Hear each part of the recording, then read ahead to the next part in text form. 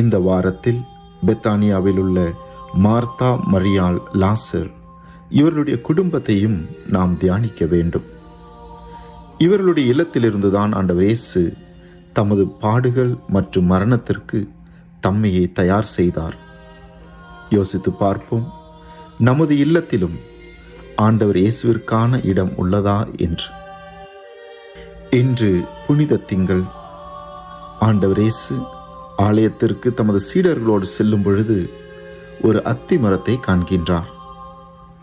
அதில் பழங்கள் இல்லாததை கண்டு அந்த அத்தி மரத்தை சபிக்கின்றார். விவிலியத்திலே நாம் வாசிக்கின்றோம், அது அத்திப்பழ காலம் அல்ல என்று. பின் ஏன் இயேசு அந்த மரத்தை சபித்தார்? இதன் வழியாக இயேசு நமக்கு கற்பிக்கும் பாடம், எந்த காலமாக இருந்தாலும் சரி, நமது வாழ்வில் எப்பொழுதும் நாம் நல்ல கனிகள், பண்புகள் உள்ளவர்களாக வாழ வேண்டும் என்று. இன்று சிந்தித்து பார்ப்போம், நமது வாழ்வில் நாம் நல்ல பண்புகள் உடைய மனிதர்களாக வாழ்கின்றோமா? திருவருட் சாதனங்கள் வழியாக இறைவன் நமக்கு தரும் அருளையும் ஆசீர்வாதங்களையும் இறைவனின் மகிமைக்காக பயன்படுத்துகின்றோமா? இல்லை என்றால் இறைவனிடம் மன்னிப்பு வேண்டுவோம்.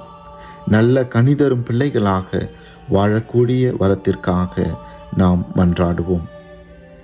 எல்லாமல்ல இறைவன், தந்தை, மகன், தூய ஆவி உங்கள் ஒவ்வொருவரையும் நிறைவாக ஆசீர்வதிப்பாராக. ஆமேன்.